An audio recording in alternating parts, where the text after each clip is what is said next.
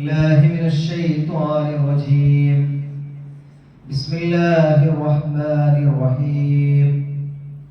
يا أيها الذين آمنوا اتقوا الله حق تقاته ولا تموتن إلا وأنتم مسلمون. بسم الله الرحمن الرحيم. إن المنافقين يخادعون الله وهو خادعهم وإذا قاموا إلى الصلاة قاموا كسالى يراءون الناس ولا يذكرون الله إلا قليلا. ഏറെ സ്നേഹബഹുമാനമുള്ള സത്യവിശ്വാസി വിശ്വാസിനികൾ, ലോകരക്ഷിതാവും പരിപാലകനുമായ അല്ലാഹു സുബ്ഹാനഹു വ തആലയുടെ കൽപ്പനാ നിർദ്ദേശങ്ങൾ ജീവിതത്തിന്റെ എല്ലാ മേഖലകളിലും കഴിവിന്റെ പരമാവധി സൂക്ഷിച്ചും പാലിച്ചും ജീവിക്കണമേ എന്ന് എന്നെയും നിങ്ങൾ ഓരോരുത്തരെയും ആമുഖമായി ഉണർത്തുകയാണ്, വസിയ്യത്ത് ചെയ്യുകയാണ്.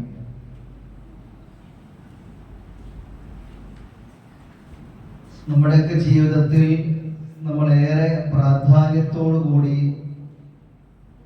നിർവഹിക്കേണ്ട കുറേ കാര്യങ്ങളുണ്ട്. പ്രവാചകൻ സല്ലല്ലാഹു അലൈഹി വസല്ലമയുടെ കൂടെ ആ പ്രവാചകന്റെ സ്വഹാബാക്കളായി ജീവിച്ചിരുന്ന ആളുകളൊക്കെ പ്രവാചകനോട് പലപ്പോഴും തനിച്ചു വന്നിരുന്ന് തങ്ങളുടെ ജീവിതത്തെ കുറിച്ച് അവലോകനം ചെയ്യാറുണ്ടായിരുന്നു. പ്രവാചകൻ എന്തെങ്കിലുമൊക്കെ നന്മകൾ കൂടുതലായി ചെയ്യാനുള്ള ഉപദേശം ഞങ്ങൾക്ക് നൽകണം എന്നൊക്കെ പലപ്പോഴും പല സ്വഹാബാക്കളും റസൂലുള്ളാഹിന്റെ അരികിൽ വന്ന് സംസാരിച്ചതായുള്ള സംഭവങ്ങളൊക്കെ നമുക്ക് കാണാൻ കഴിയും. ആ നിലയിൽ റസൂലുള്ളാഹി സ്വല്ലല്ലാഹു അലൈഹി വസല്ലമയുടെ അരികിൽ ഒരു സ്വഹാബി വന്നുകൊണ്ട് റസൂലുള്ളാഹിനോട് പറയുന്നുണ്ട്, യാ റസൂലുള്ളാഹ് അല്ലംനി, റസൂലേ എന്നെ ഒന്ന് ഉപദേശിക്കണം, എനിക്ക് ചില ഉപദേശങ്ങൾ നിങ്ങൾ നൽകണം. കൂടുതൽ നന്മകൾ ചെയ്യാൻ, കൂടുതൽ സൽപ്രവർത്തനങ്ങളിൽ സജ്ജനായി നിലകൊള്ളാനൊക്കെ എനിക്ക് താല്പര്യമുണ്ട്. അതുകൊണ്ട് എന്നെ ഒന്ന് ഉപദേശിക്കണം എന്ന് പറഞ്ഞുകൊണ്ടാണ് സ്വഹാബി വരുന്നത്. 3 ഉപദേശങ്ങളാണ് റസൂലുള്ളാഹി സ്വല്ലല്ലാഹു അലൈഹി വസല്ലമ അയാൾക്ക് നൽകിയത്. അതിൽ ഒന്നാമത്തെ ഭാഗം ഇദാ ഖുംത ഫീ സ്വലാത്തിക ഫസല്ല സ്വലാത്ത മുബദ്ദിഅ എന്നാണ്. അഥവാ നിങ്ങൾ നമസ്കരിക്കാൻ നിൽക്കുമ്പോൾ നിങ്ങളുടെ നമസ്കാരം ഏതുപോലെയാവണം എന്നൊരു ഉപദേശമാണ് റസൂൽ നൽകിയത്. ഇദാ ഖുംത ഫീ സ്വലാത്തിക, നിങ്ങളുടെ നമസ്കാരത്തിനായി നിങ്ങൾ തയ്യാറെടുത്താൽ ഫസല്ല, നിങ്ങൾ നമസ്കരിക്കുക. എങ്ങനെയാണ്? സ്വലാത്ത മുബദ്ദിഅ, നിങ്ങളുടെ വിടവാങ്ങൽ നമസ്കാരം പോലെ വേണം നിങ്ങൾ നമസ്കരിക്കാൻ എന്നതാണ്. എന്താണ് വിടവാങ്ങൽ നമസ്കാരം? അപ്പൊ നമുക്കറിയാം, ഒരു സ്ഥാപനത്തിൽ നമ്മൾ വർഷങ്ങളോളമായി ജോലി ചെയ്ത് അവിടെ നിന്നും തന്റെ ജോലി അവസാനിപ്പിച്ച് തിരിച്ചു വരുമ്പോ അദ്ദേഹത്തിന് കുറെ സങ്കടങ്ങൾ മനസ്സിലുണ്ടാവും. അദ്ദേഹത്തിന്റെ വിടവാങ്ങൽ പ്രസംഗമൊക്കെ നമുക്ക് കേൾക്കാം. അവസാനിക്കുകയാണ്, അതുവരെ ചെയ്തിരുന്ന കാര്യങ്ങളൊക്കെ അവസാനിക്കുകയാണ്. അതുപോലെ തന്നെയാണ് റസൂലുള്ളാഹി സ്വല്ലല്ലാഹു അലൈഹി വസല്ലമയുടെ ഹജ്ജത്തുൽ വിദാ പ്രഭാഷണം ഏറെ പ്രസിദ്ധമാണ്, നമുക്കറിയാം. കുറേയേറെ നിർദ്ദേശങ്ങളും അതുപോലെ തന്നെ താൻ പൂർത്തീകരിച്ച ഇസ്ലാമികമായ കാഴ്ചപ്പാടുകളെയും ഒക്കെ മുൻനിർത്തിയുള്ള ഹജ്ജത്തുൽ വിദാഇന്റെ പ്രഭാഷണം ഏറെ ശ്രദ്ധേയമാണ്. ഞാൻ ആ പദത്തെയാണ് പരിചയപ്പെടുത്തുന്നത്. സ്വലാത്തുൽ മുബദ്ദിഅ, വിടവാങ്ങൽ നമസ്കാരം പോലെ നമസ്കരിക്കുക. നമ്മളൊക്കെ പലപ്പോഴും പങ്കുവെക്കാനുള്ള ആശങ്കയാണ്, നമസ്കരിക്കുമ്പോ ശ്രദ്ധ വല്ലാതെ നഷ്ടപ്പെട്ടു പോകുന്നു. നമസ്കരിക്കാൻ നിൽക്കുമ്പോ ശ്രദ്ധ ഓക്കെയാണ്, നമസ്കരിക്കാണ്. പക്ഷെ നമസ്കാരങ്ങൾ തുടങ്ങി കുറച്ചു കഴിയുമ്പോ മനസ്സ് എവിടെയോ സഞ്ചരിച്ചു പോകുന്നു. അവസാനം സലാം വീട്ടുമ്പോ നമസ്കാരം കഴിഞ്ഞു എന്നൊരു ബോധത്തിലേക്ക് തിരിച്ചു വരുന്ന അവസ്ഥ പലപ്പോഴും പല ആളുകളും പറയാറുണ്ട്. എത്രയൊക്കെ ശ്രദ്ധിക്കാൻ ശ്രമിച്ചാലും പിന്നീട് പല ആളുകൾ പറയും, ചിലപ്പോ ശ്രദ്ധ കുറച്ചുകൂടെ നന്നായി കിട്ടുക ഇമാമ് നമസ്കരിക്കുമ്പോഴാണ്. നമ്മൾ ഇമാമ് നിൽക്കുകയാണെങ്കിൽ നമുക്ക് ഖുർആൻ ഓതുന്നതൊക്കെ കുറച്ചുകൂടെ ശ്രദ്ധ ഉണ്ടാവും. അല്ലാതെ ഒരു മമ്മുവായൊക്കെ നമസ്കരിക്കുമ്പോൾ പലപ്പോഴും ശ്രദ്ധ ഇങ്ങനെ നഷ്ടപ്പെടും.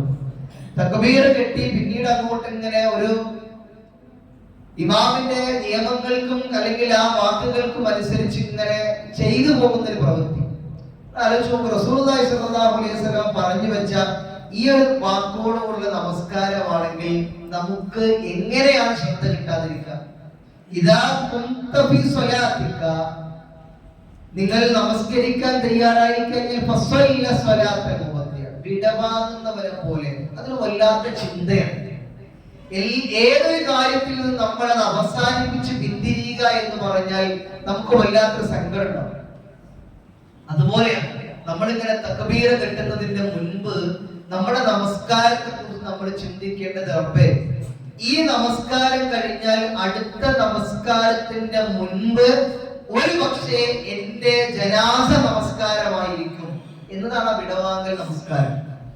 അങ്ങനെ ചിന്തിച്ച് നമസ്കരിക്കുന്ന ഒരാൾക്ക് ഒരു വേള ആ നമസ്കാരത്തിൽ എങ്ങനെയാ ശ്രദ്ധ കിട്ടാതിരിക്കുക? എന്നെ അടക്കം ഉൾപ്പെടുത്തി നമ്മൾ സംസാരിക്കുകയാണെങ്കിൽ ഈ പ്രായം വരെ നമ്മൾ നമസ്കരിച്ച നമസ്കാരങ്ങൾ, ആ നമസ്കാരമാണ് നാളെ അള്ളാഹു നമ്മളോട് വിചാരണ വേളയിൽ ചോദിക്കുന്ന ഒന്നാമത്തെ വിഷയം.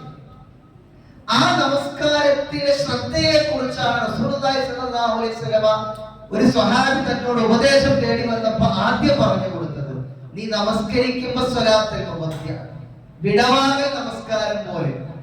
അപ്പൊ എന്റെ ഈ നമസ്കാരത്തിന് ശേഷം ഒരു വേള ഇനി ഹയ്യാലൽ സ്വലാത്ത് ഹയ്യാലൽ ഫലാഹ് എന്ന ഒരു വിളിക്ക് ഉത്തരം നൽകി നിന്റെ ഭവനത്തിൽ വരാനും നിന്നെ മുന്നിൽ കണ്ടുകൊണ്ട് എന്റെ ഈ നെറ്റിത്തടം ഈ ഭൂമിയിൽ നിന്റെ മുൻപിൽ സുജൂദിലായി കിടന്ന് പ്രാർത്ഥിക്കാൻ ഇനി ഞാനില്ല, ഒരു വേള ഇതെന്റെ അവസാന നമസ്കാരം എന്ന ഒരു ചിന്തയോടുകൂടി നിങ്ങൾ നമസ്കരിച്ചാൽ നിങ്ങൾക്ക് ശ്രദ്ധ കിട്ടും എന്ന റസൂലുള്ളാഹിന്റെ ഉപദേശം.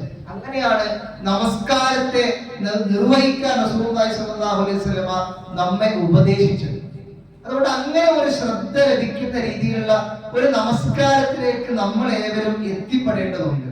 പക്ഷേ നമസ്കാരത്തിന്റെ വിഷയത്തിൽ വിശുദ്ധ ഖുർആൻ നമ്മെ ഉണർത്തിയത് രണ്ട് തരത്തിലുള്ള നമസ്കാരക്കാരെ പരിചയപ്പെടുത്തി. അതിലൊന്ന് വിശുദ്ധ ഖുർആനിലെ 4-ാം അധ്യായം സൂറ നിസായിലെ 142-ാമത്തെ ആയത്ത്, ഇന്നൽ മുനാഫിഖീന, ആ മുനാഫിഖീങ്ങളായ കപട വിശ്വാസികളുടെ ലക്ഷണമായിക്കൊണ്ടാണ് ഇത് പറഞ്ഞത്. കപട വിശ്വാസികളായ ആളുകൾ യുഹാദിഊനല്ലാഹ വഹുവ ഖാദിഉഹും, അവരെന്ത് ചെയ്യുന്നു? യുഹാദിഊനല്ലാഹ, അവർ അല്ലാഹുവിനെ വഞ്ചിക്കുന്നു, അവർ അല്ലാഹുവിനെ വഞ്ചിക്കുന്നു. എന്നാൽ വഹുവ ഖാദിഉഹും, അവൻ അവരെ വഞ്ചിക്കുകയും ചെയ്യുന്നു. വഇദാ ഖാമു ഇലാ സ്വലാത്ത്, ആ പറയപ്പെട്ട ആളുകൾ നമസ്കാരത്തിലേക്ക് വരിക ഖാമു ഖുസാല, എങ്ങനെയാണ്? മടിയന്മാരായിക്കൊണ്ടാണ് അവർ നമസ്കാരത്തിലേക്ക് വരിക. അത് മാത്രമല്ല യുറാഊനൻ നാസ, അവർ ജനങ്ങളെ കാണിക്കുവാൻ ഞാൻ നമസ്കരിക്കുന്നവരാണ് എന്ന് ആളുകളെ ബോധ്യപ്പെടുത്താൻ വേണ്ടി നിർവഹിക്കുകയും ചെയ്യും. അവർ അല്ലാഹുവിനെ വളരെ കുറച്ചല്ലാതെ അവർ ഓർക്കുന്നുമില്ല. നിങ്ങൾ നോക്കി എത്ര പേര് ഗൗരവമാണ് ആ വിഷയം എന്നറിയോ? ഇന്നൽ മുനാഫിഖീന, ആ ആയത്ത് തുടക്കം അങ്ങനെയാണ്. കപട വിശ്വാസികൾ അവർ യുഹാദിഊനല്ലാഹ്, അല്ലാഹുവിനെ വഞ്ചിക്കുന്നു. എന്നാൽ വഹുവ ഖാദിഉഹും, അല്ലാഹു അവരെ വഞ്ചിക്കുന്നു. എന്താണത്? അവർ മടിയന്മാരായിക്കൊണ്ട് നമസ്കാരത്തിലേക്ക് വരുന്നു, ആളുകളെ കാണിച്ചുകൊണ്ട് ആളുകൾക്ക് ബോധ്യപ്പെടുത്താൻ വേണ്ടി നമസ്കരിക്കുന്നു. അവർ അല്ലാഹുവിനെ വഞ്ചിക്കുകയാണ് ചെയ്യുന്നത്. അവർ ചിന്തിക്കുന്നു അല്ലാഹു ഇതൊന്നും അത്ര വലിയ പ്രശ്നമില്ല അല്ലെങ്കിൽ കാണുന്നില്ല എന്ന ഒരു കുറഞ്ഞ ഓർമ്മയിലൂടെ അല്ലാഹുവിന് നൽകേണ്ട അത്ര ഒരു പ്രാധാന്യവും ഗൗരവവും നൽകാതെ അവരത് നിർവഹിക്കുന്നു. എന്നാൽ അവരറിയുന്നില്ല വഹും ഖാദിഊൻ, അല്ലാഹു അവരെയാണ് വഞ്ചിക്കുന്നത്. അഥവാ അവരുടെ ജീവിതത്തിന്റെ എല്ലാ രഹസ്യ പരസ്യങ്ങളും അവരുടെ ചിന്തകളും ആലോചനകളും എല്ലാം വളരെ കൃത്യമായി അറിയുന്നവരാണ് ആ റബ്ബ്. ആ റബ്ബിന്റെ കോടതിയിൽ ഓരോരുത്തരും ചെയ്ത തിന്മകൾക്കനുസരിച്ച് അവർക്ക് വലിയ ശിക്ഷ ലഭിക്കുമെന്ന് അവരത് മനസ്സിലാക്കുന്നില്ല. യഥാർത്ഥത്തിൽ അവർ അല്ലാഹുവിനെയല്ല, അല്ലാഹു അവരെയാണ് വഞ്ചിക്കുന്നത്. വഞ്ചിക്കുക എന്ന പ്രയോഗം ഈ രീതിയിലാണ്. അവർ ചിന്തിക്കുന്നു അള്ളാഹു കാണുന്നില്ല, അള്ളാഹുവിനെ കുറച്ച് ഓർക്കുന്നുള്ളൂ എന്ന്. എന്നാൽ അള്ളാഹു അവരെ എപ്പോഴും കാണുന്നു, അള്ളാഹു അവരെ അറിയുന്നു എന്ന.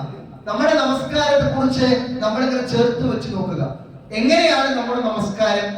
സ്വലാത്തുൽ മുവദ്ദിഅ ഒരു വിടവാങ്ങൽ നമസ്കാരമായി ആണോ നമ്മൾ ഇത്രയും കാലം നമസ്കരിച്ചത്? അതല്ല. ഈ പറഞ്ഞ രീതിയിൽ പലപ്പോഴും ഒക്കെ എല്ലാവരും കൂടെ ഉണ്ടാകുമ്പോൾ നമസ്കരിക്കുന്നവരായി, ആൾക്കൂട്ടത്തിൽ നമസ്കരിക്കുന്നവരായി, കൂടെ ഉള്ളവരുടെ ഉള്ളപ്പോൾ നമസ്കരിക്കുന്നവരായി, തോന്നുമ്പോൾ നമസ്കരിക്കുന്നവരായി, അങ്ങനെയുള്ളവരായിട്ടാണോ നമ്മുടെ നമസ്കാരത്തെ നമ്മൾ കാണുന്നത് എന്ന് ആലോചിക്കുക. അത് വലിയ ആലോചനയാണ്. കാരണം റസൂലുള്ളാഹി സ്വല്ലല്ലാഹു അലൈഹി വസല്ലമ അവസാന വേളയിൽ, മരണത്തിന്റെ അവസാന വേളയിൽ പോലും അവിടെ ഉണ്ടായിരുന്ന ആളുകൾക്ക് നൽകിയ ഉപദേശം ഈ ഒറ്റ വാക്കാണ്: നിങ്ങൾ നമസ്കരിക്കുന്നവരാണ് കേട്ടോ, നിങ്ങൾ നമസ്കരിക്കുന്നവരാണ് കേട്ടോ, നമസ്കാരം നിങ്ങൾ ഉപേക്ഷിക്കരുത് എന്ന്.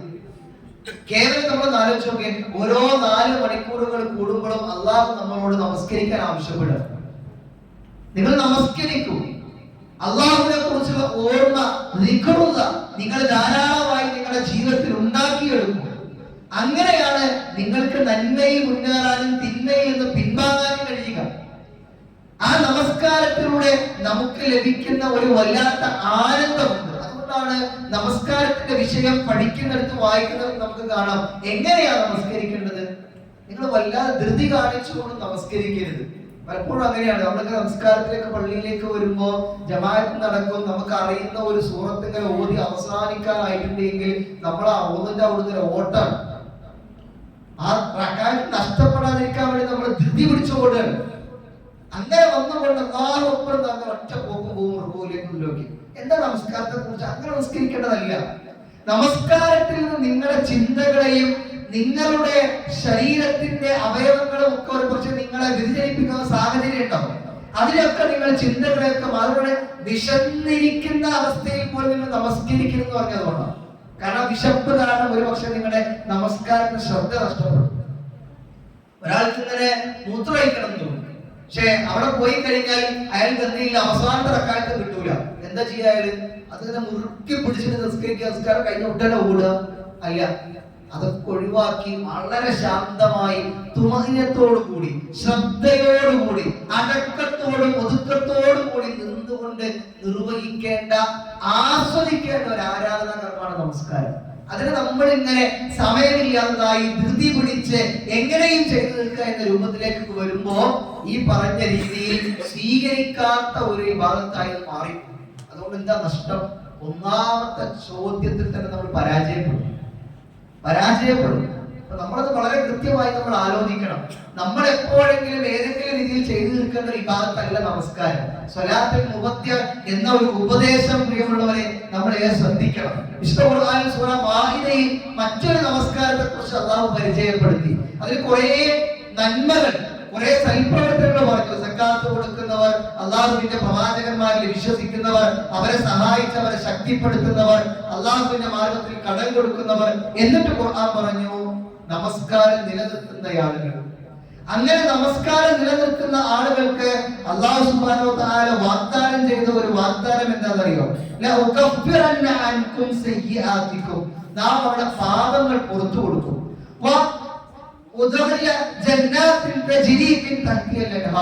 അവരെ നാം താഴ്ഭാഗത്തു കൂടി അരുവി ഒഴുകുന്ന സ്വർഗത്തിൽ പ്രവേശിപ്പിക്കുകയും ചെയ്യുന്നു. അതൊരു നമസ്കാരം. അങ്ങനെ അള്ളാഹുവിന്റെ സ്വർഗത്തിലേക്ക് എത്തുന്ന നമസ്കാരം വേണം നമ്മൾ നിർവഹിക്കാൻ. സാന്ദർഭികമായി നമ്മുടെ ജീവിതത്തിൽ നമ്മൾ ഏറെ ശ്രദ്ധ ചെലുത്തേണ്ട ഒന്നാണ് നമസ്കാരം. ആ നമസ്കാരത്തെ കുറിച്ചാണ് റസൂലുള്ളാഹിന്റെ അരികിൽ ഒരു സ്വഹാബി തന്നെ ഉപദേശിക്കണം എന്ന് പറഞ്ഞപ്പോ ഒന്നാമതായി നൽകിയ ഉപദേശം, നീ നമസ്കരിക്കാൻ നിൽക്കുകയാണെങ്കിൽ സ്വല്ലു, നമസ്കരിക്കുക, സ്വലാത്തുൽ മുവദ്ദിഅ, എങ്ങനെ വിടവാങ്ങൽ നമസ്കാരം പോലെ. അപ്പൊ നമ്മളും അങ്ങനെ ഒരു ശീലം നമ്മൾ ശീലിക്കാൻ തയ്യാറാവുക. നമ്മളും തയ്യാറായി നോക്കുക. കുറച്ചുകൂടെ ഒരു വേള എന്റെ അവസാന നിസ്കാരമായി ജുമുഅ നമസ്കരിക്കുമ്പോൾ നമ്മുടെ മനസ്സിലുണ്ടായ ചിന്ത അങ്ങനെയാക്കുക. അസർ നമസ്കാരത്തിന് മുൻപേ ഒരു വേള ചിലപ്പോ നമ്മുടെ ജനാസ നമസ്കാരം ചിലപ്പോ ഇതേ പള്ളിയിൽ അല്ലെങ്കിൽ വീട്ടിലൊക്കെ നടന്നിരിക്കാം. അതൊരു വല്ലാത്ത ചിന്തയാണ്. അങ്ങനെ നമസ്കരിക്കുന്ന ഒരാളെ സംബന്ധിച്ചിടത്തോളം അയാൾക്ക് ആ നമസ്കാരത്തിൽ ശ്രദ്ധ കിട്ടും. ശ്രദ്ധ വെറും ഒരു ചിന്ത പോരാ, നമ്മുടെ മനസ്സിൽ കൃത്യമായ ഒരു ഈമാനൊക്കെ വേണം. തുടക്കത്തിൽ അങ്ങനെ ചിന്തിക്കുകയും പിന്നെ പഴയ പോലെ അവസാനം സലാം കിട്ടുമ്പോൾ നമസ്കാരം കഴിഞ്ഞു എന്ന ബോധ്യത്തിലേക്ക് വരികയും ചെയ്താൽ അതുകൊണ്ട് ഉപകാരമൊന്നുമില്ല. എന്നാൽ എന്റെ മരണത്തെ ഞാൻ ഇങ്ങനെ മുന്നിൽ കണ്ട് നമസ്കരിക്കുമ്പോൾ എനിക്കെന്റെ ശ്രദ്ധയിൽ അത്രത്തോളം കേന്ദ്രീകരിക്കാൻ സാധിക്കുമെന്നാണ് ആ ഉപദേശം നമുക്ക് മനസ്സിലാകുന്നത്. രണ്ടാമത്തെ ഒരു ഉപദേശം റസൂലുള്ളാഹി സ്വല്ലല്ലാഹു അലൈഹി വസല്ലമ ആ മനുഷ്യനെ നൽകിയത് വല തകല്ലം ബികലാമിൻ തഅതദിറു മിൻഹു എന്നാണ്. നല്ല വാക്കുകൾ സംസാരിക്കും. എന്താണ് ഈ സംസാരം? നമ്മുടെ സ്വഭാവത്തിൽ ഏറെ മുഖ്യം, ഏറെ പ്രധാനമായ ഒന്നാണ് സംസാരം. ആ സംസാരത്തിലൂടെയാണ് മറ്റുള്ളവർ നമ്മളെ മനസ്സിലാക്കുക, മറ്റുള്ളവർ നമ്മളെ വിലയിരുത്തുക നമ്മുടെ സംസാരത്തിലൂടെ. അതുകൊണ്ടാണ് വിശുദ്ധ ഖുർആനിൽ തന്നെ അല്ലാഹു സുബ്ഹാനഹു വ തആല നമ്മളെ വളരെ വ്യക്തമായി സൂറ അഹ്സാബിലൂടെ ഉണർത്തിയത് യാ അയ്യുഹല്ലദീന ആമനൂ, ഏ വിശ്വാസികളെ, ഇത്തഖുല്ലാഹ്, നിങ്ങൾ അല്ലാഹുവിനെ സൂക്ഷിക്കുക, വഖൂലു ഖൗലൻ സദീദ, നിങ്ങൾ സംസാരിക്കുകയാണെങ്കിൽ എന്ത് ചെയ്യുക? സദീദായ വാക്കുകൾ, നല്ല വാക്കുകൾ, നേരായ വാക്കുകൾ നിങ്ങൾ സംസാരിക്കുക. അത് വല്ലാത്ത പ്രയോഗമാണ്. നല്ല വാക്കുകൾ സംസാരിക്കുക, ഏതൊരാളോടും നന്മകൾ മാത്രം പങ്കുവെക്കുക. പക്ഷെ നമുക്കിന്ന് ഏറെ സങ്കടകരം എന്താ എന്ന് വെച്ചാൽ നമ്മുടെ ഒക്കെ ജീവിതത്തിൽ പലപ്പോഴും നമ്മളുടെ ബന്ധങ്ങൾ മുറിയാനും അല്ലെങ്കിൽ ഈ പറയുന്ന സൗഹൃദങ്ങളൊക്കെ അകന്നു നിൽക്കാനും ആളുകൾക്കിടയിൽ വേർപാടും വിടവും ഒക്കെ ഉണ്ടാക്കാനും ഒക്കെ പല ആളുകളുടെയും സംസാരം കാരണമാകും. അത് നമ്മൾ മുസ്ലിങ്ങൾ എന്നുള്ളതല്ല, മറ്റു ഇതര മതവിശ്വാസികളാണെങ്കിലും വിശുദ്ധ ഖുർആൻ പറഞ്ഞത് ഇന്നാ ഖലഖനാകും മിൻ ദക്കരിൻ വ ഉൻസാ എന്നാണ്. നിങ്ങളെ നാം ഒരാണിൽ നിന്നും പെണ്ണിൽ നിന്നുമാണ് സൃഷ്ടിച്ചത്. നമ്മൾ സഹോദരങ്ങളാണ്. ആ സഹോദരങ്ങൾ അവരുടെ വിശ്വാസത്തെയും അവരുടെ ആചാരങ്ങളെയും ഒക്കെ വ്രണപ്പെടുത്തുന്ന, അവർക്ക് പ്രയാസം ഉണ്ടാക്കുന്ന, വേദന ഉണ്ടാക്കുന്ന, മുറിവുണ്ടാക്കുന്ന വാക്കുകൾ നമ്മുടെ ഭാഗത്ത് ഉണ്ടാകാൻ പാടില്ല. യുദ്ധത്തിന് പോകുമ്പോൾ പോലും റസൂൽ നൽകിയ ഉപദേശങ്ങളിൽ എന്താ? മറ്റു മതസ്ഥരുടെ ആരാധനാലയങ്ങൾ പോലും നിങ്ങൾ തകർക്കരുത് എന്നാണ്. എത്ര വലിയൊരു മാനവികതയാണത്, എത്ര വലിയൊരു മാനവികതയാണ്. പക്ഷെ കഴിഞ്ഞ ഏതാനും ദിവസങ്ങളായി നമ്മുടെ നാട്ടിലെ ഏറ്റവും വലിയ ചർച്ച നമ്മുടെ ജില്ലയെ കുറിച്ചാണ്. എന്തു പറ്റി? മറ്റു പല താല്പര്യങ്ങളും സ്വാർത്ഥ നേട്ടങ്ങളും ചിലപ്പോൾ അധികാരങ്ങളും ഒക്കെ മുന്നിൽ കണ്ടുകൊണ്ട് ഒരു നേതാവ് വന്ന് നടത്തിയ ചില പ്രയോഗങ്ങൾ, അതൊരു പക്ഷെ പല ആളുകളെയും വല്ലാതെ വേദനിപ്പിച്ചു. പക്ഷെ ആ വാക്കുകൾക്കുള്ള മറുപടി നൽകിയത് ഏറ്റവും കൂടുതൽ ആരാ? നമ്മുടെ കൂടെ ജീവിക്കുന്ന ഇതര മതസ്ഥരായ ആളുകൾ തന്നെ. എന്തേ അതിന് കാരണം? അതിന്റെ കാരണം എന്താന്ന് വെച്ചാൽ നമ്മൾ കൃത്യമായി അവരെ മുമ്പിൽ എന്താണ് ഇസ്ലാം എന്ന് ജീവിച്ച് കാണിച്ചു കൊടുത്തോണ്ടാണ്. അവിടെ നമ്മൾ സംസാരം എന്ന് പറയുമ്പോൾ നമ്മുടെ വർത്തമാനം ഇന്ന് ഏറ്റവും കൂടുതൽ സോഷ്യൽ മീഡിയയിലാണ്. നമ്മുടെ ഓരോ ലൈക്കും ഓരോ ഷെയറും ഒക്കെ നിമിഷ നേരങ്ങൾ കൊണ്ട് ലോകത്ത് അങ്ങേയറ്റം വ്യാപിക്കും. അവിടെ നമ്മൾ മറ്റുള്ളവരെ വ്രണപ്പെടുത്തുന്ന രീതിയിലുള്ള സംസാരങ്ങൾ നമ്മുടെ ഭാഗത്ത് ഉണ്ടാകരുത്. സാന്ദർഭികമായി ഈ വിഷയം സൂചിപ്പിച്ചു എന്ന് മാത്രം. ആ വിഷയത്തിൽ മാത്രമല്ല, ഈ ലോകത്ത് ഞാനും നിങ്ങളും ജീവിക്കുന്നിടത്തോളം കാലം നല്ല സംസാരങ്ങളാണ് നമ്മുടെ ഭാഗത്ത് ഉണ്ടാകേണ്ടത്. ഒരാളെയും വേദനിപ്പിക്കാത്ത, ഒരാളെയും സങ്കടപ്പെടുത്താത്ത, ഒരാളുടെ മനസ്സിലും ഒരു കുത്തുവാക്കായി മാറാത്ത നല്ല നല്ല സംസാരങ്ങൾ. പക്ഷെ പലപ്പോഴും ഒക്കെ പല ആളുകളും ബന്ധങ്ങൾ മുറിയുമ്പോൾ പറയുന്ന വാക്കുകൾ, നീ അന്ന് എന്നോട് പറഞ്ഞത് നിനക്ക് ഓർമ്മയുണ്ടോ എന്ന് പറഞ്ഞിട്ടൊക്കെയാണ് പലപ്പോഴും പല ആളുകളും അവരുടെ പകയും വിദ്വേഷവും പ്രകടിപ്പിക്കുക. അന്ന് നീ എന്നോട് പറഞ്ഞതും ചെയ്തതും നിനക്ക് ഓർമ്മയുണ്ടോ എന്നൊക്കെയാണ്. കാരണം അവരുടെ മനസ്സിന് അത്രമേൽ അത് മുറിപ്പെടുത്തിയിട്ടുണ്ടാവും. ആലോചിച്ചോക്കെ, ബിലാൽ റളിയല്ലാഹു അൻഹുവും അബൂ ദർ റളിയല്ലാഹു അൻഹു ഒരു സാഹചര്യത്തിൽ, ഒരു സമയത്ത് അബൂ ദർ റളിയല്ലാഹു അൻഹു ഒരു വാക്ക് വിളിച്ചു ബിലാൽ റളിയല്ലാഹു അൻഹുവിനെ. കറുത്തവളുടെ മകനെ എന്നൊരു വാക്ക് വിളിച്ചു. എന്റെ നാവിൽ വന്ന ഒരു പിഴയാണ്. അദ്ദേഹം അത് പറഞ്ഞു. പക്ഷെ ബിലാൽ റളിയല്ലാഹു അൻഹുവിന്റെ മനസ്സിനുണ്ടാക്കിയ പ്രയാസം അത് അങ്ങേയറ്റമാണ്. വല്ലാതെ വേദനിച്ചു. അദ്ദേഹം കരഞ്ഞുകൊണ്ടാണ് പ്രവാചകന്റെ സന്നിധിയിലേക്ക് വരുന്നത്. പ്രവാചകരെ, എന്നെ അബൂ ദർ ഇങ്ങനെ വിളിച്ചു, എന്നെ വല്ലാതെ വേദനിപ്പിച്ചു. റസൂലുള്ളാഹിന്റെ മുഖം ചുവന്നു. അബൂ ദർ എന്നെ വിളിച്ചു. അബൂ ദർറെ, നീ എങ്ങനെ വാക്ക് വിളിച്ചോ? അദ്ദേഹം പറഞ്ഞു, റസൂലേ, ഞാൻ വിളിച്ചു. അടുത്ത ചോദ്യം എന്താ പറയുക? അബൂ ദർറെ, ഇപ്പോഴും നിന്റെ മനസ്സിൽ നിന്ന് ആ ജാഹിലിയത്ത് മാറിയിട്ടില്ലേ? ഈ നിറത്തിന്റെയും വർണ്ണത്തിന്റെയും ഒക്കെ പേരിൽ ആളുകളെ പരിഹസിക്കുന്ന വാക്കുകൾ നിനക്ക് ഇനിയും നിർത്താനായില്ലേ എന്നാണ്. പ്രവാചകൻ സല്ലല്ലാഹു അലൈഹി വസല്ലം വാക്ക് കേട്ട് ബിലാൽ റളിയല്ലാഹു മുമ്പിൽ മാപ്പ് പറയുക. ആ മാപ്പ് പറയുന്ന ചരിത്രമുണ്ട്. ബിലാലിനെ ഇങ്ങനെ കരഞ്ഞുകൊണ്ട് ചേർത്ത് പിടിച്ചിട്ട്, ബിലാലെ, നിനക്ക് വേണമെങ്കിൽ എന്റെ മുഖത്തടിക്കാം, നിനക്ക് വേണമെങ്കിൽ എന്നെ മർദ്ദിക്കാം, ഞാൻ നിന്റെ മുമ്പിൽ കടന്നു തരാം, എന്റെ നാവിനെ പറ്റിയ ഒരു പിഴയാണെന്ന് ആലോചിച്ച് നോക്കിയേ.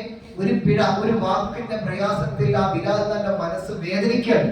അത് എത്രത്തോളം ഗൗരവമുണ്ട് എന്ന് റസൂലുള്ളാഹി സ്വല്ലല്ലാഹു അലൈഹി വസല്ലം നമ്മളെ ബോധ്യപ്പെടുത്തുകയാണ്. നമ്മളിങ്ങനെ ആലോചിക്കുക, നമ്മുടെയൊക്കെ മുൻഗാമികളായ സ്വഹാബാക്കൾ ഇത്തരം വിഷയങ്ങളിലൊക്കെ എത്രമേൽ ഗൗരവമായ രീതിയിൽ ശ്രദ്ധിച്ചിരുന്നു എന്നുള്ളത്.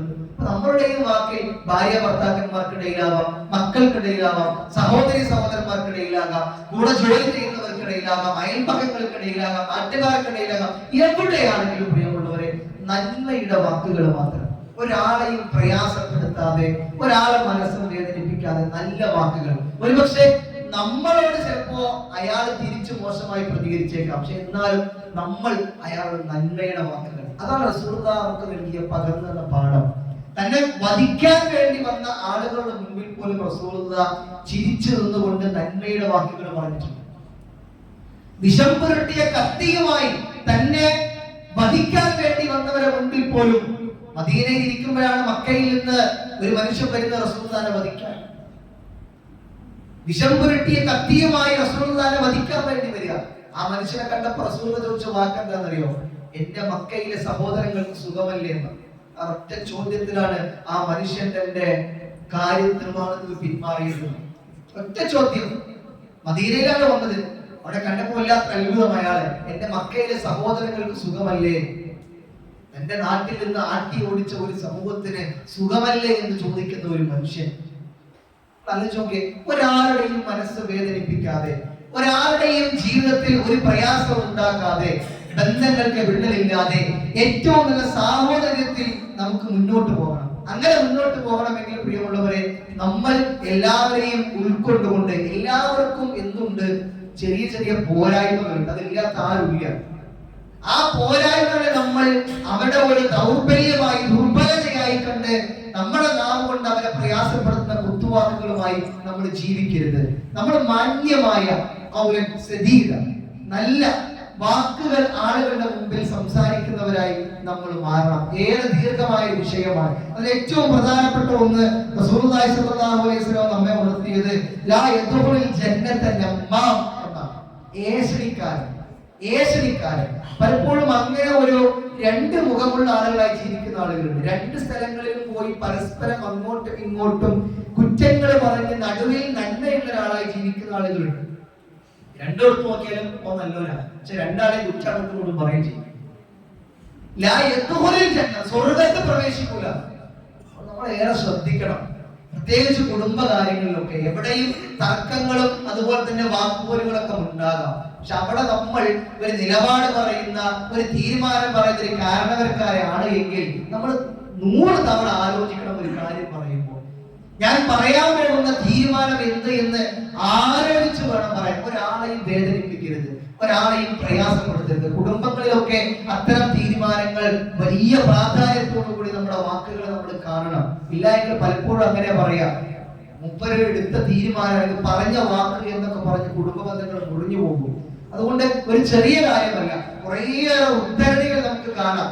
നമ്മൾ ഏറ്റവും കൂടുതൽ ബന്ധിക്കേണ്ടതും അതല്ലെങ്കിൽ ഏറ്റവും കൂടുതൽ ശ്രദ്ധിക്കേണ്ടതുമായ ഒരു അവയവമാണ് നാവ് എന്ന രീതിയിലൊക്കെ റസൂൽ നമ്മളെ ഉപദേശിച്ച ഉപദേശം നമുക്ക് കാണാൻ പറ്റും. ഒരു നല്ല വാക്ക് നമ്മൾ പറയുകയാണെങ്കിൽ അള്ളാഹുവിന്റെ പ്രവാചകൻ സല്ലല്ലാഹു അലൈഹി വസല്ലം നമ്മെ ഉണർത്തിയത് യർഫഉല്ലാഹു ബിഹാ ദറജാത്ത്. അള്ളാഹുവിന് ഇഷ്ടപ്പെട്ട വാക്കുകൾ നമ്മൾ പറയുകയാണെങ്കിൽ നമ്മുടെ ദറജ അള്ളാഹു ഉയർത്തുമെന്നാണ്. എന്നാൽ അള്ളാഹുവിനെ അതൃപ്തിയുള്ള ഒരു വാക്ക്, കോപമുള്ള വാക്കുകളാണ് നമ്മൾ പറയുന്നെങ്കിലോ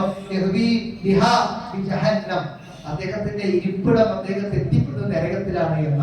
അതുകൊണ്ട് ഒരാളെയും വേദനിപ്പിക്കാതെ നല്ല വാക്കുകൾ സംസാരിക്കാൻ നമുക്ക് കഴിയണം. റസൂലുള്ളാഹി സ്വല്ലല്ലാഹു അലൈഹി വസല്ലം ആ സ്വഹാബിക്ക് നൽകിയ 3 ഉപദേശങ്ങളിലെ 2 ഉപദേശം, ഒന്ന് നമസ്കാരത്തിന്റെ വിഷയത്തിലാണ്. സ്വലാത്തുൽ മുബദ്ദിഅ, വിടവാങ്ങൽ നമസ്കാരം പോലെ ചിന്തിച്ചുകൊണ്ട് നിങ്ങൾ നമസ്കരിക്കുക. മറ്റൊന്ന്, നമ്മൾ ഏറ്റവും നല്ല വാക്കുകൾ സംസാരിക്കുന്നവരായി മാറുക. അല്ലാഹു സുബ്ഹാനഹു വ തആല അങ്ങനെ ഏറെ ശ്രദ്ധയോടുകൂടി ജീവിക്കുന്ന വിശ്വാസികളുടെ കൂട്ടത്തിൽ എന്നെയും നിങ്ങളെയും ഉൾപ്പെടുത്തി അനുഗ്രഹിക്കുമാറാകട്ടെ.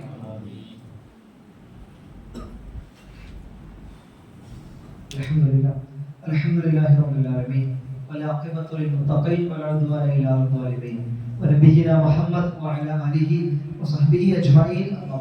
ഒരിക്കൽ കൂടി അല്ലാഹുവിന്റെ കൽപ്പനാ നിർദ്ദേശങ്ങൾ ജീവിതത്തിന്റെ എല്ലാ മേഖലകളിലും സൂക്ഷിച്ചും പാലിച്ചും ജീവിക്കണമേ എന്ന് ഉണർത്തുകയാണ്.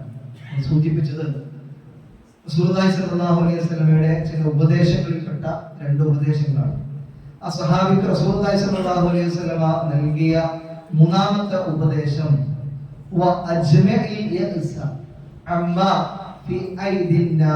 എന്നാണ്. ജനങ്ങളുടെ കയ്യിലുള്ളത് നിങ്ങൾ ആഗ്രഹിക്കാതിരിക്കുക എന്നാണ്.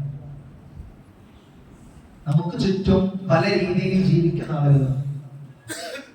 അങ്ങനെ ആളുകളുടെ കയ്യിലുള്ളതൊക്കെ നമ്മൾ ആഗ്രഹിക്കാതിരിക്കുക. അഥവാ ഉള്ളത് നമുക്ക് എന്താണോ അള്ളാഹു നൽകിയത് അതിൽ പൂർണ്ണമായും തൃപ്തി അടങ്ങി ജീവിക്കാവുന്ന ഒരു ജീവിതം നമുക്കുണ്ടായിരിക്കണം എന്നാണ് റസൂലുള്ളാഹി സ്വല്ലല്ലാഹു അലൈഹി വസല്ലം അദ്ദേഹത്തിന് നൽകിയത്. നമുക്ക് 2 രീതിയിൽ മനസ്സിലാക്കാം. ഒന്ന്, തനിക്ക് പൂർണ്ണമായ ഒരു ആരോഗ്യവും കഴിവും ഒക്കെ ഉണ്ടായിട്ടും അധ്വാനിക്കാതെ മറ്റു പല കാപട്യത്തിലൂടെയും ഒക്കെ ആളുകളുടെ സമ്പത്ത് അപഹരിച്ച് ജീവിക്കുന്ന ആളുകൾ. അത് പൊതുവെ നമ്മൾ പല രീതിയിലുമൊക്കെ മോഷണം, അങ്ങനെയുള്ള പിടിച്ചുപറി, അങ്ങനെയുള്ള നമുക്ക് കാണാൻ പറ്റും. പക്ഷെ നമ്മൾ ഇന്ന് നമ്മുടെ സമൂഹത്തിൽ നമ്മൾ ഏറെ സങ്കടപ്പെടുത്തുന്ന ഒരു വാർത്ത എന്താണെന്ന് വെച്ചാൽ, വിശുദ്ധ ഖുർആനിൽ അല്ലാഹു സുബ്ഹാനഹു വ തആല സൂറത്ത് തൗബയിൽ നമ്മെ ഉണർത്തിയ ഒരു ആയത്ത്, 9ാം അധ്യായം സൂറത്ത് തൗബ 34ാമത്തെ ആയത്ത്. യാ അയ്യുഹല്ലദീന ആമനൂ, ഏ വിശ്വാസികളെ, ഇന്ന കതീറൻ മിനൽ അഹ്ബാരി വറുഹ്ബാനി ലിയഅകുലൂന അംവാലൻ നാസി ബിൽ ബാതിൽ വയസുദ്ദൂന അൻ സബീലില്ലാഹ്. അർത്ഥം, യാ അയ്യുഹല്ലദീന ആമനൂ, വിശ്വാസികളെ, ഇന്ന കതീറൻ മിനൽ അഹ്ബാരി വറുഹ്ബാൻ, നിങ്ങളുടെ കൂട്ടത്തിൽപ്പെട്ട ധാരാളം മതപണ്ഡിതന്മാരിൽ നിന്നും പുരോഹിതന്മാരിൽ നിന്നും വളരെ കൂടുതൽ ആളുകൾ ജനങ്ങളുടെ സമ്പത്ത് അന്യായമായി തിന്നുന്നവരും അല്ലാഹുവിന്റെ മാർഗത്തിൽ നിന്ന് നിങ്ങളെ തടയുകയും ചെയ്യുമെന്നാണ്. ഇത് യഹൂദികളെയും അതുപോലെ തന്നെ ക്രൈസ്തവരായ ആളുകളെയും കുറിച്ച് ഖുർആൻ പറഞ്ഞ വാക്കാണ്. ആ കാലത്ത് യഹൂദികളിലും ക്രൈസ്തവരിലും പെട്ട പുരോഹിതന്മാർ അവർ ആളുകളുടെ ജനങ്ങളുടെ സമ്പത്ത് അന്യായമായി തിന്നുകൂട്ടുകയും എന്നാൽ ആ സമ്പത്ത് അല്ലാഹുവിന്റെ നന്മയുടെ മാർഗത്തിൽ ദാനം ചെയ്യാതെ പിടിച്ചു വെക്കുകയും ചെയ്യാണ്. ഇതുപോലെ നിങ്ങൾ വിശ്വാസികൾ നിങ്ങൾ ആയിത്തീരരുത് എന്നാണ് ഈ ആയത്തിലൂടെ അല്ലാഹു നമ്മൾ കൽപ്പിക്കുന്നത്. പക്ഷെ നമുക്ക് ചുറ്റും നമ്മൾ നോക്കൂ, ജീവിതത്തിൽ ആവിഷ്കരിക്കേണ്ട മതത്തെ കച്ചവടമാക്കി ജീവിക്കുന്ന കുറെ ആളുകൾ ഇന്ന് നമ്മുടെ സമൂഹത്തിൽ ഏറെ ദുരിതം വരുത്തുന്നുണ്ട്. എന്താണ് ഈ ദുരിതം? അത് കൊലപാതകങ്ങൾ വരെ എത്തിയിട്ടുണ്ട്. അത് ചെറിയൊരു കാര്യമില്ല. ജീവിതത്തിൽ ആവിഷ്കരിക്കേണ്ട മതത്തെ കച്ചവടവൽക്കരിക്കുക. കാരണം ആളുകൾക്ക് ഉണ്ടാകുന്ന ദുരിതങ്ങളെയും പ്രയാസങ്ങളെയും ഒക്കെ ഞങ്ങൾ ഇന്ന രീതിയിൽ മാറ്റിത്തരാം എന്ന് പറഞ്ഞ് മതത്തിന്റെ ഒരു ചട്ടക്കൂട് അണിഞ്ഞിരിക്കുന്ന കുറെ പുരോഹിതന്മാർ. അത് വല്ലാത്ത അപകടം നമ്മുടെ സമൂഹത്തിൽ ഉണ്ടാക്കുന്നു. അത് വല്ലാത്ത അപകടം ഉണ്ടാക്കുന്നു. എന്ത് പറ്റി? നമ്മുടെ നാട്ടിൽ കഴിഞ്ഞ ദിവസം ഉണ്ടായ ഒരു സ്ത്രീയുടെ മരണം, ഒരു പ്രസവവുമായി ബന്ധപ്പെട്ടുണ്ടായ മരണം. എന്തേ സംഭവിച്ചത്? മതത്തെ മനസ്സിലാക്കേണ്ട രൂപത്തിൽ മനസ്സിലാക്കിയിട്ടില്ല. എന്താണ് എന്നോട് കൽപ്പിച്ച കൽപ്പന എന്ന് ബോധ്യപ്പെടുന്നില്ല. അതിന് പകരം അതിനൊക്കെ ആളുകളുടെ മുൻപിൽ തനിക്ക് എങ്ങനെ ലാഭകരമാക്കാം എന്ന ചിന്തയാണ് പലപ്പോഴും ഇങ്ങനെ അപകടത്തിലേക്ക് എത്തുന്നത്. എന്താണ് നമ്മളോട് പറഞ്ഞത്? നമുക്ക് എന്തുണ്ടായി കഴിഞ്ഞാലും തവക്കൽത്ത് വലല്ല എന്ന് പറഞ്ഞ് വീട്ടിലിരിക്കാനാണോ ഇസ്ലാം പഠിപ്പിച്ചത്? അങ്ങനെയാണോ? അല്ല. യാത്രാ മധ്യേ നമസ്കരിക്കാൻ വേണ്ടി നിൽക്കുന്ന സമൂഹത്തോട് റസൂൽ എന്താ പറഞ്ഞത്? നിങ്ങൾ ആദ്യം ഒട്ടകത്ത് നിങ്ങൾ കെട്ടിയിടുക, എന്നിട്ട് നിങ്ങൾ തവക്കുൽ ചെയ്യുക. ഒട്ടകത്തെ കെട്ടിടാതെ ഞങ്ങൾ അല്ലാഹു തവക്കുൽ ചെയ്തിട്ട് ഞങ്ങൾ നിസ്കരിക്കാന്ന് പറഞ്ഞാൽ ഒട്ടകത്തിന്റെ വഴിക്ക് പോകും. നമ്മൾ ചെയ്യേണ്ട ചില കാര്യങ്ങൾ നമ്മൾ ചെയ്യണം, എന്നിട്ടാണ് തവക്കുൽ ചെയ്യേണ്ടത്. എന്ത് പറ്റി? ചികിത്സയുടെ രംഗങ്ങളിൽ നമ്മൾ ഇന്ന് പലപ്പോഴും ഇത്തരത്തിൽ മതത്തിന്റെ ചട്ടക്കൂടും ചേർത്ത് പിടിച്ച് ആളുകളെ വഞ്ചിക്കുന്ന, വലിയ രീതിയിൽ അപകടമുണ്ടാക്കുന്ന പ്രവണതകൾ നമ്മൾ ഇന്ന് ധാരാളമായി കാണുന്നു. ഇവിടെ നമുക്ക് നമുക്ക് തന്നെ ചിന്തിച്ചാൽ അത് ബോധ്യപ്പെടും. നമ്മൾ ജീവിക്കുന്ന കാലഘട്ടം എന്ന് പറഞ്ഞാൽ അത്രമേൽ ശാസ്ത്രം വളർന്നു വന്നൊരു കാലഘട്ടമാണ്. നമ്മുടെ ആന്തരിക അവയവങ്ങളുടെ പ്രവർത്തനങ്ങൾ പോലും സസൂക്ഷ്മം നിരീക്ഷിച്ച് അതിന്റെ അവസ്ഥകളൊക്കെ മനസ്സിലാക്കാൻ പറ്റുന്ന അവസ്ഥയും സാഹചര്യവുമുള്ള ഒരു ലോകത്തും സമൂഹത്തിലും സാഹചര്യത്തിലുമാണ് നമ്മൾ ജീവിക്കുന്നത്. അത്തരം ഒരു കാലത്തും വീണ്ടും ഇത്തരത്തിലുള്ള ചിന്തകളും ആലോചനകളുമായി ജീവിക്കുമ്പോൾ നമ്മൾ ഒരു അസുഖം വന്നാൽ നമ്മോട് ചികിത്സിക്കാനാണ് പറഞ്ഞത്. എന്നിട്ട് അള്ളാഹുവോട് പ്രാർത്ഥിക്കാനാണ് പറഞ്ഞത്, അള്ളാഹു എനിക്ക് അസുഖം മാറ്റിത്തരണേ എന്നുള്ളതാണ്. അതല്ല ചികിത്സ ഇല്ലാതെ നമ്മൾ ഇങ്ങനെ മറ്റു പല രീതിയിലും ഇതിനെ വേറെ പല മാർഗത്തിലും ഒക്കെ മാറ്റിയെടുക്കാൻ വേണ്ടി ശ്രമിക്കുമ്പോൾ ഇത്തരത്തിലുള്ള അപകടങ്ങൾ സംഭവിക്കും. അതുകൊണ്ട് നമ്മൾ ആലോചിക്കുക, ഇസ്ലാം വളരെ കൃത്യമായി നമ്മുടെ മുമ്പിൽ അത് ബോധ്യപ്പെടുത്തിയിട്ടുണ്ട്. അതുകൊണ്ട് നമുക്ക് എന്തെങ്കിലും അസുഖവും പ്രയാസമൊക്കെ വരുമ്പോ ഇത്തരത്തിൽ മതത്തിന്റെ ചട്ടക്കൂടണിഞ്ഞ് ഓൺലൈനിൽ ഇരിക്കുന്ന കുറേ ആളുകളുണ്ട്.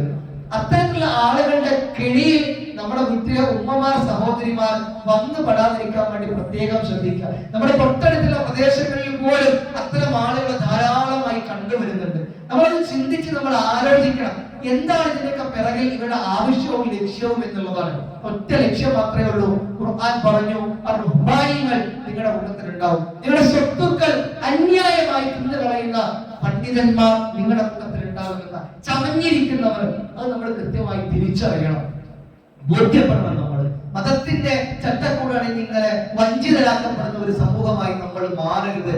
യഥാർത്ഥമായ വിശ്വാസവും എനിക്ക് ജീവിക്കാൻ വേണ്ടി എന്നോട് കൽപ്പിച്ച മതനിയമങ്ങളും എന്താണ് എന്ന് കൃത്യമായി ബോധ്യപ്പെടണം. അതല്ലാതെ നമ്മൾ ചിന്തിക്കാതെ എല്ലാം അനുസരിക്കുന്നവരായി നമ്മൾ അടിമകളായി നമ്മൾ മാറിപ്പോകരുത്. ഈ സമൂഹത്തിലും ഈ സമുദായത്തിലും അതേറെ ദുഷ്പേരുകളാണ് മറ്റുള്ള ചിന്തകളിൽ നിന്നൊക്കെ നമുക്ക് കാണാൻ കഴിയുന്നത്. ഇപ്പോഴും പ്രാകൃതയായവർ എന്നൊക്കെ നമ്മളെ പരിഹസിക്കുന്നത് എന്തുകൊണ്ടാണ്? ഇത്തരത്തിൽ എന്താണ് എന്നോട് മതം കൽപ്പിച്ച കൽപ്പന എന്ന്, മതത്തെ എങ്ങനെ മനസ്സിലാക്കണം എന്നൊരിടത്ത് വന്നുപോയ വൈകല്യങ്ങളാണ്. അത്തരം കാര്യങ്ങൾ നമ്മൾ വിട്ടുപോകരുത്. പുതിയ കാലത്തൊക്കെയുള്ള ചിന്തകളും പുതിയ കാലത്തെ മക്കളും ഒക്കെ ദീനിൽ നിന്ന് അകന്നു പോകാൻ ഒരു കാരണമാകും. അതാണ് വലിയ ചിന്ത. ഇതാണോ മതം എന്ന രീതിയിലാണ് വളർന്നു വരുന്ന പുതിയ തലമുറ മനസ്സിലാക്കുന്നത്. അതിനുപോലും അത് കാരണമാകുകയാണ്. കാരണം ചില നിബന്ധനകളും നിർബന്ധങ്ങളുമാണ്. ഈ പറയുന്ന മതത്തെ പൂർണ്ണമായും പഠിക്കാത്ത അറിയാത്ത ആളുകൾ ഇരുന്ന് ഇതിങ്ങനെ ആളുകളെ ഇൻജക്ട് ചെയ്ത് ബോധ്യപ്പെടുത്തുമ്പോ പുതിയ തലമുറയിലെ ആളുകൾക്ക് പോലും ഇതിൽ എന്താണ് മതം എന്ന് ബോധ്യപ്പെടാത്ത അവസ്ഥയിലേക്ക് വരുന്നു. എന്നാൽ മതം എന്ന് പറഞ്ഞാൽ അത് ഏറെ ലളിതമാണ്. സുഹൃത്ത് അങ്ങനെ പറഞ്ഞത് ഏറെ ലളിതമാണ്, വളരെ സുഖമാണ് ജീവിക്കാൻ. അല്ലാഹുവിന്റെ കൽപ്പനകൾ അനുസരിച്ച് ലളിതമായി ജീവിക്കാൻ കഴിയുന്ന ഒരു മനോഹരമായ ജീവിത രീതിയാണ് ഇസ്ലാം. അതിനെ കുടുംബമാക്കി ആളുകൾക്കിടയിൽ ഇത്തരത്തിൽ കച്ചവടമാക്കി മാറ്റുമ്പോൾ നമ്മൾ അതിന്റെ യാഥാർത്ഥ്യത്തെ തിരിച്ചറിയണം എന്ന് മാത്രം. റസൂലുള്ളാഹി സ്വല്ലല്ലാഹു അലൈഹി വസല്ലം നൽകിയ ഉപദേശം അതാണ്. നിങ്ങൾ മറ്റുള്ളവരിൽ നിന്ന് അന്യായമായി അവരുടേത് ആഗ്രഹിക്കേണ്ടതില്ല. ഉള്ളതിൽ നിങ്ങൾക്ക് ആരോഗ്യമുണ്ടെങ്കിൽ നിങ്ങൾ ജോലി ചെയ്ത് അത്തരത്തിൽ നിങ്ങൾക്ക് ലഭിക്കുന്നത് എന്താണ് തൃപ്തിപ്പെട്ട് ജീവിക്കാൻ കഴിയണം. മറ്റുള്ളവരത് ആഗ്രഹിച്ചുകൊണ്ട് അവരെ കബളിപ്പിച്ചും അവരെ വഞ്ചിച്ചും ഒക്കെ നേടിയെടുക്കുന്നത് പ്രിയമുള്ളവരെ നമുക്ക് ഉപകരിക്കില്ല. ആ സമ്പത്ത് കൊണ്ട് തന്നെ അവരെ ശിക്ഷിക്കുമെന്നാണ് ആ ആയത്തിന്റെ അവസാനത്തിൽ അള്ളാഹു നമ്മെ ഉണർത്തിയത്. അത് വലിയ ഗൗരവമുണ്ട്. അതുകൊണ്ട് ഈ ഒരു സാന്ദർഭികമായ ഇത്തരം വാർത്തകളൊക്കെ നിലനിൽക്കുമ്പോൾ റസൂലുള്ളാഹി സ്വല്ലല്ലാഹു അലൈഹി വസല്ലമ വളരെ കൃത്യമായി നമ്മളെ ഇത്തരം കാര്യങ്ങളൊക്കെ ഉപദേശിച്ചിട്ടുണ്ട്. ആ ഉപദേശങ്ങളൊക്കെ നമുക്ക് ജീവിതത്തിൽ പകർത്തി നന്മയുള്ള, അതുപോലെ തന്നെ ആരാധനാ കാര്യങ്ങളിലെ ശ്രദ്ധിച്ച് മതകാര്യങ്ങളിലേറെ ശ്രദ്ധ ചെലുത്തി ഏറ്റവും നല്ല മനോഹരമായ വിശ്വാസത്തോടു കൂടി ജീവിച്ചു മരിക്കാൻ നമ്മൾ പരിശ്രമിക്കുക, അതിന് തയ്യാറാവുക.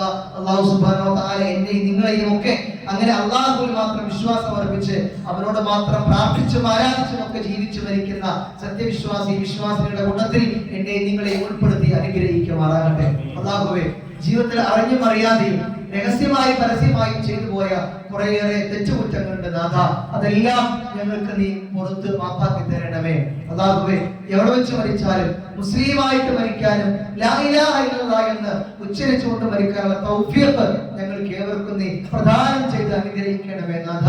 അല്ലാഹുവേ, ഞങ്ങളുടെ മക്കളിൽ നിന്ന് കൺകുളിർമയും സമാധാനവും നൽകി നീ അനുഗ്രഹിക്കണമേ നാഥ. അല്ലാഹുവേ, ഞങ്ങളിൽ നിന്ന് മരണപ്പെട്ടു പോയ ഞങ്ങളുടെ മാതാപിതാക്കൾ, ബന്ധുമിത്രാദികൾ, സഹോദരി സഹോദരന്മാർ, ഞങ്ങളെ എല്ലാവരെയും നിന്റെ ജന്നാത്തുൽ ഫിർദൗസിൽ നീ ഒരുമിച്ച് കൂട്ടി അനുഗ്രഹിക്കണമേ നാഥ. കുറെ ആളുകൾ ഞങ്ങളുടെ കുടുംബത്തിലും ചുറ്റുമൊക്കെ ആരോഗ്യമായി പ്രയാസം അനുഭവിക്കുന്നവരുണ്ട്. എല്ലാവർക്കും നീ ശിഫയും സമാധാനവും നൽകി നീ അനുഗ്രഹിക്കണമേ നാഥ. اللهم اجرنا من النار اللهم اجرنا من النار اللهم اجرنا من النار اللهم اعز الاسلام والمسلمين واذل الشرك والمشركين ربنا تقبل منا انك انت السميع العليم ربنا آتنا في الدنيا حسنه وفي الاخره حسنه وقنا عذاب النار امين امين برحمتك يا ارحم الراحمين.